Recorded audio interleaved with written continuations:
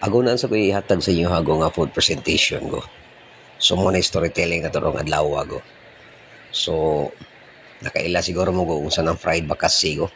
Actually ko ang bakasigo is exotic na siya nga pagkaon ko. So makita na nimo ko sa Cordoba ko, sa Carbon ko, sa Pasil ko. Pero karon ko makita nimo ko sa akong Facebook account ko nga nagpresenta ko og fried bakasigo. Crispy ni siya ko kung init pa ko. Then ang mga ingredients ani ko akong ihatag sa inyo ako para nasad mo yung idea ko nga magluto ani ko. Kay kaning exotic ko is dangog di siya nga klase nga isda ko. Then langsa sa gani ko kung di ka kabaw mo luto ani ko. So first go, ang details na ko is naman kay live nga bakasigo.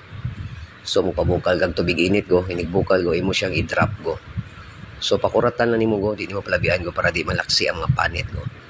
Then imo i-segregate nimo go, manimpla na go. So salt, pepper go, then nakay itlog go. Then apo kay cornstarch o flour go. Imo ra na i-mix na ng ingredients go. Then in another pan go, mag-init kag mantika go. So pag init ng mantika go, sakto na temperature go, i-drop nimo go ang imong bakasi nga marinated go. So inana ra ka simple go magluto fried bakasi go. Crispy ni siya go. Then ang imong sausawan ani go is onion go. Then butangan mo sili go. So inana ra ka simple go nakay limonsito butangan mo go or nakay suka nga pinakurat go.